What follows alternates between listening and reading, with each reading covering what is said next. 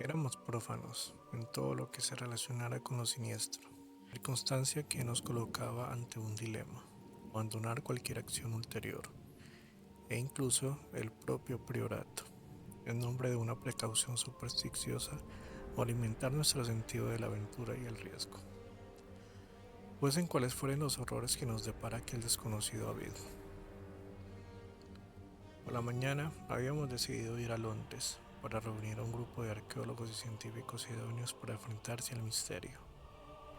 Debe decirse también que antes de dejar el sótano hicimos vanos e ingentes esfuerzos por mover la gran piedra del altar central, portada de acceso, como ahora lo reconocíamos, a abismos de indescriptible terror que correspondía a desvelar a hombres más sabios y capacitados que nosotros. Estuvimos en Londres por largo tiempo, durante el que dimos a conocer nuestras experiencias, conjeturas y las legendarias anécdotas a 5 cualificadas autoridades científicas, personas que además sabían tratar con la debida discreción cualquier aspecto delicado del pasado familiar que pudieran revelar las investigaciones. La mayor parte de ellos mostraron gran interés por el asunto. No me parece apropiado dar el nombre de todos ellos, pero sí puedo decir que entre ellos se encontraba Sir William Brinton, cuyos trabajos de la Tróade en su momento concitaron la atención de todo el mundo. Durante el viaje en tren con ellos rumbo a Manchester se apoderó de mí algo así como un desasosiego, como si estuviera en la víspera de atroces revelaciones.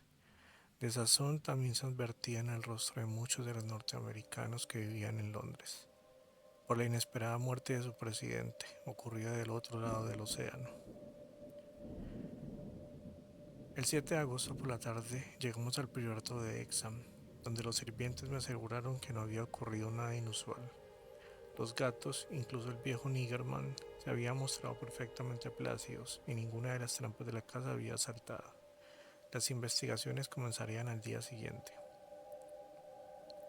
Por el momento me dediqué a asignar a mis huéspedes habitaciones provistas de todo lo necesario para hacer confortable su estadía.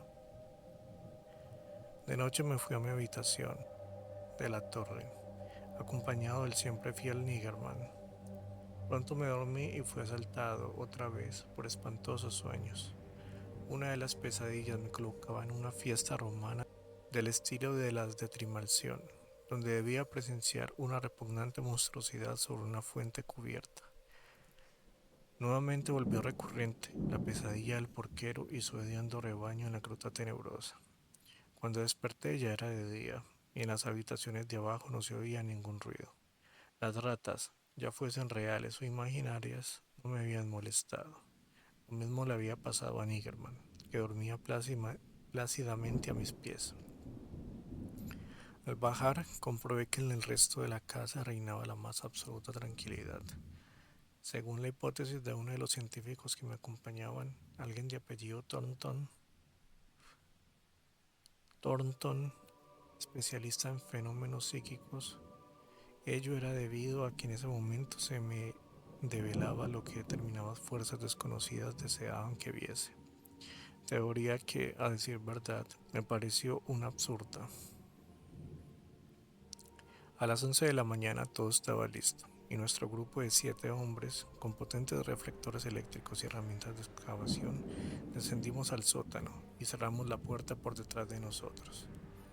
También nos acompañaba Niggerman, ya que los investigadores consideraron útil aprovechar su aguda percepción para el caso de que se produjera la más difusa manifestación de presencia de roedores. No prestamos atención a las inscripciones y dibujos del altar.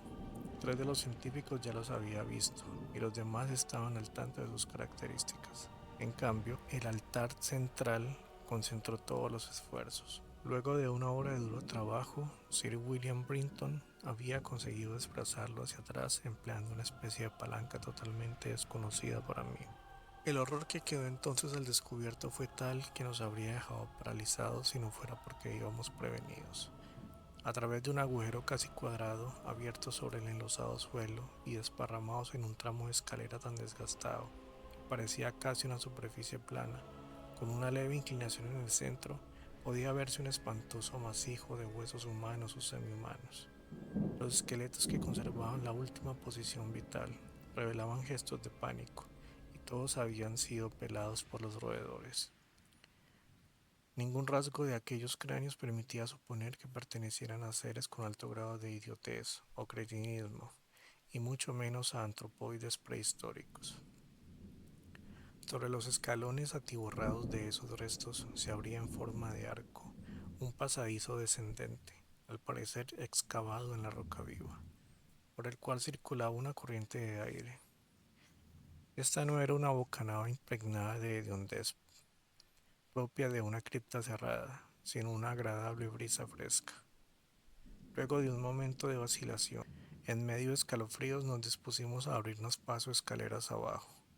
Tras examinar escrupulosamente los labrados muros, Sir William nos comunicó la sorprendente observación de que el pasadizo, a juzgar por las huellas de los golpes, debía haber sido excavado desde abajo. En este punto debo ser cauto y elegir bien mis palabras.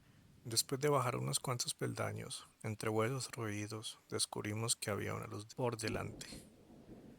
No se trataba de ninguna fosforescencia brumosa, sino una filtración de luz diurna que solo podía deberse a una grieta en la pared del acantilado que dominaba el valle. No resultaba extraño que desde el exterior nunca se hubieran advertido esas hendiduras, ya que además de que el valle siempre estuvo despoblado, la altura y lo escarpado del precipicio eran tales que habría sido necesario un aeronauta para estudiar la pared en detalle. Caminamos unos pasos más, y el espectáculo que se presentó ante nuestra vista nos dejó literalmente sin aliento, tan literalmente que Thornton, el especialista en fenómenos psíquicos, se desplomó desvanecido en brazos del azorado expedicionario que iba tras él. Norris, lívido e inerte, lanzó un grito inarticulado, y en lo que a mí respecta, creo que emitió un resuello o ronquido y me tapé los ojos. El hombre que marchaba a mis espaldas, el único que tenía más edad que yo, pronunció un temeroso "Oh Dios mío", con una voz quebrada que aún recuerdo. De toda la expedición, solo Sir William Brinton conservó la sangre fría, mérito que debe reconocérsele, especialmente si se tiene en cuenta que, al encabezar el grupo, fue el primero en verlo todo. Se trataba de una gruta crepuscular de enormes techos que llegaba hasta más allá de lo que un ojo humano podía ver, un mundo subterráneo de misterio ilimitado y que solo sugería hechos horripilantes. Había allí edificios y otros restos de construcción.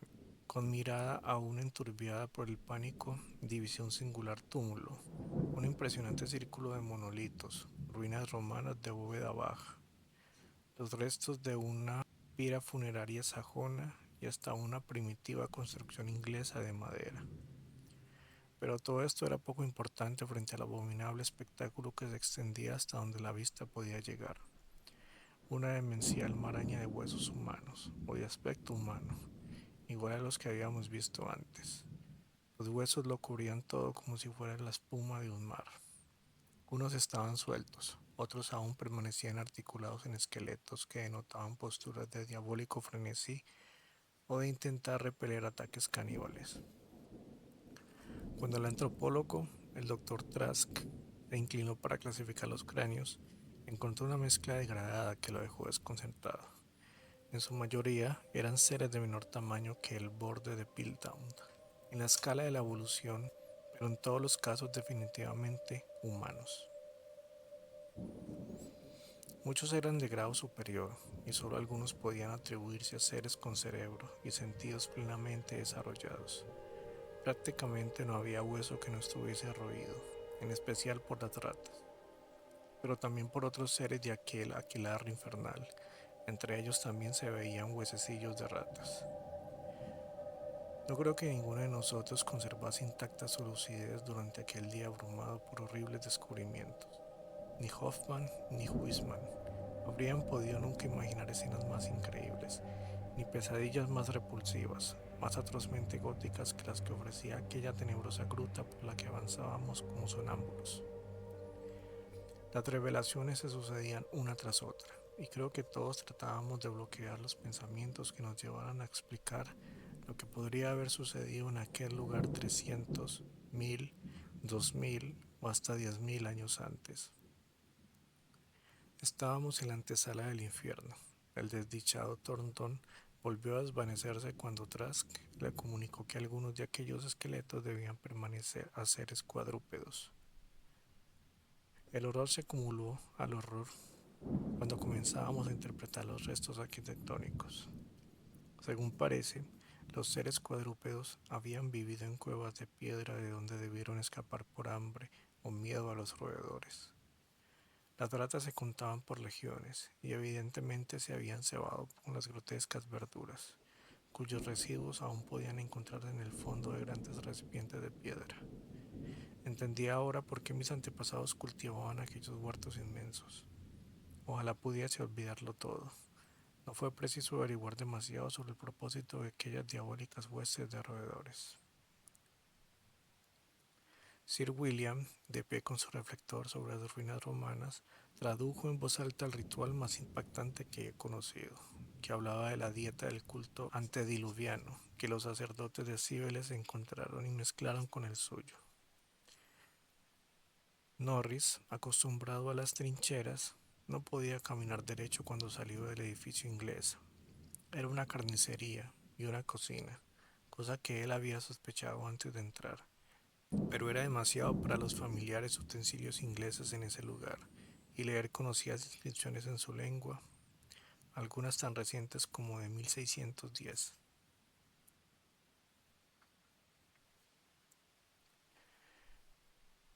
Yo no pude ir a ese edificio cuyas actividades demoníacas fueron detenidas solo por la daga de mi antepasado, Walter de la Poer. Donde sí me aventuré a entrar fue a la construcción sajona, cuya puerta de roble se encontraba en el suelo. Encontré una hilera de celdas de piedra con barrotes carcomidos por el óxido. Tres estaban ocupadas por esqueletos pertenecientes a seres evolucionados, y en el dedo índice de uno de ellos pude ver un sello con nuestro escudo de armas. Sir William halló una cripta con celdas, aún más antiguas debajo de la capilla romana. Esta vez todas estaban desocupadas. Más abajo había otra cripta de techo bajo, llena de nichos con huesos prolijamente alineados, en algunos de los cuales se leían horribles inscripciones geométricas, en latín, griego y lengua frigia. Mientras tanto, el doctor Trask abrió uno de los túmulos prehistóricos y sacó a los cráneos que eran ligeramente más humanos que los de un gorila y que tenían tallas ideográficas indescriptibles. A pesar de todo este horror, mi gato permanecía al acecho imperturbable. Una vez que lo vi monstruosamente encaramado sobre una montaña de huesos y me pregunté qué misterios podía alcanzar a ver con sus ojos amarillos. Después de haber comprendido de forma somera las sobrecogedoras revelaciones de este paraje crepuscular, paraje que yo ya había visto en mis repetidas pesadillas, volvimos al abismo aparentemente sin fin, donde no se filtraba ni un solo rayo de luz. Ignoraremos para siempre qué invisibles mundos vestigios había más allá del pequeño trecho que recorrimos, pero coincidimos en que un mayor conocimiento en absoluto redundaría en beneficio alguno para la humanidad. Pero aún en el escaso radio en que nos habíamos movido, había suficientes cosas para atraer nuestra atención. Unos pasos más, y a la luz de los focos, se posó sobre infinitos pozos donde las ratas habían tenido un festín, y cuyo agotamiento había sido el motivo para que aquellas huestes famélicas se arrojaran. En primera instancia, sobre rebaños de seres hambrientos de la gruta, y luego escaparán en tropel del priorato para producir una orgia de devastación. Los lugareños ya nunca olvidarían. Dios santo, aquellos pozos negros de huesos aserrados, picados y cráneos abiertos, esas cimas de pesadillas de hueso de Pitencatropus, celtas, romanos e ingleses de incontables siglos prohibidos. Algunos de ellos estaban repletos y sería imposible aventurar alguna noción de profundidad. Otros tenían una profundidad mayor de la que podían entrever los focos, y aún así se notaban abarrotados de cosas. Pregunté qué habría sido de las desventuradas ratas que cayeron en aquellos siniestros cepos en medio de la oscuridad de tan horrible tártaro. En una de las veces, mi pie patinó cerca de un borde que daba un horrible vacío, y tuve un momento de éxtasis de terror. Debí haberme quedado abrumado reflexionando mucho tiempo, porque no podía ver a ninguno de los exploradores, que no fuera el rollizo Capitán Norris. Entonces se oyó un ruido proveniente de una distancia tenebrosa e infinita, pero que me parecía reconocer. También vi a mi viejo gato negro salir disparado, como si fuese un dios egipcio alado yendo detrás de los abismos de lo desconocido. El ruido no era tan lejano, y rápidamente comprendí qué era. Se trataba de una nueva estampida de las endiabladas ratas, siempre la búsqueda de nuevos horrores, y decididas a que las siquiera hasta nuevas cavernas del centro de la tierra, donde Nyarlathotep, el dios carente de rostro, aúlla en la oscuridad, secundado por dos flautistas amorfos y orates. Mi linterna se apagó, pero no detuve mi carrera. Escuchaba voces, alaridos, ecos, pero dominándolo todo se oía el siniestro e inconfundible corretear. Al principio tenuemente, luego con mayor vértigo, como un cadáver rígido e hinchado deslizándose tranquilamente por un trío de grasa que se escurre bajo los infinitos puentes de ónix hasta volcarse súbita e inconteniblemente en un negro y putrefacto mar. Choqué con algo blando y rechoncho. Las ratas, el viscoso, gelatinoso y voraz ejército que se nutre de vivos y muertos. ¿Acaso las ratas no iban a comerse aún de la puer si los de la puer no se habían privado de comer lo prohibido? Hasta la guerra se había comido a mi propio hijo. Al diablo con todo. Por hacer lenguas de fuego yanquis habían devorado a Carfax, convirtiendo en cenizas al viejo de la puer y el secreto de la familia. No, no, lo repito, no soy el porquero monstruoso de la gruta. No era el rechoncho rostro de Norris lo que había sobre aquel flácido ser en forma de hongo. Él seguía vivo, pero mi hijo había muerto. ¿Cómo puede ser de un Norris las tierras de un de la Poer? Es vudú, puedo asegurarlo. La serpiente manchada, maldito Thornton, te enseñaré a desmayarte ante las obras de mis ancestros. Canalla, te enseñaré el gusto por la sangre. Magna Mater, Magna Mater, Atis, Did a Adgait, Ad Aodun,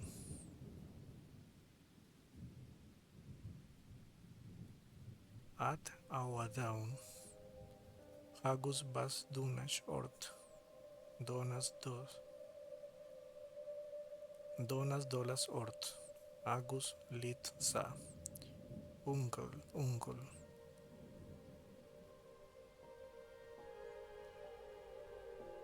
Erlch, Sech. Todo esto es lo que aseguran que yo estaba diciendo cuando me encontraron en la oscuridad.